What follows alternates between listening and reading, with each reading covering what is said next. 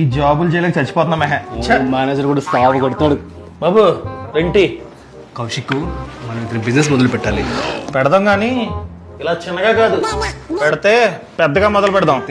కొడితే కుంభస్థలం కొట్టాలన్నమాట. నేను చెప్పేది అది కదా. పట్టుకో. Several months later. మేనేజర్ కార్టేర్లో గాలి తీస్తాడు. అది ఇడే కదా. ఈడే కుర్రాడు కాస్త అప్డేట్ అయ్యాడు. బాబు రెంటి కౌశిక్, మనం ఒక పెద్ద బిజినెస్ మొదలు పెట్టాలి. పెద్దగా పెడదాం, ఈళ్ళగా చిన్నగా కాదు. ఏం మొదలు పెడదాం ఆలోచిద్దాం. టీ దాకా వస్ట్ అయితే Many months later. జనవరి 1 కల్లా ఎలాగైనా బిజినెస్ మొదలు పెట్టాలి. అవును. ఏం తీసుకుందాం? 2 banana milk shake, 2 banana milk Sheikh.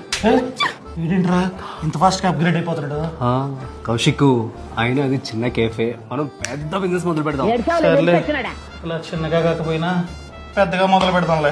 6 months later. Kaushik, ఆకలిస్తుంది వస్తుందా రెస్టారెంట్ కి?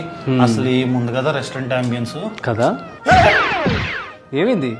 ఆడినవాడు వాడే. ఏంటి ఇంతలా అప్గ్రేడ్ అయిపోయాడు?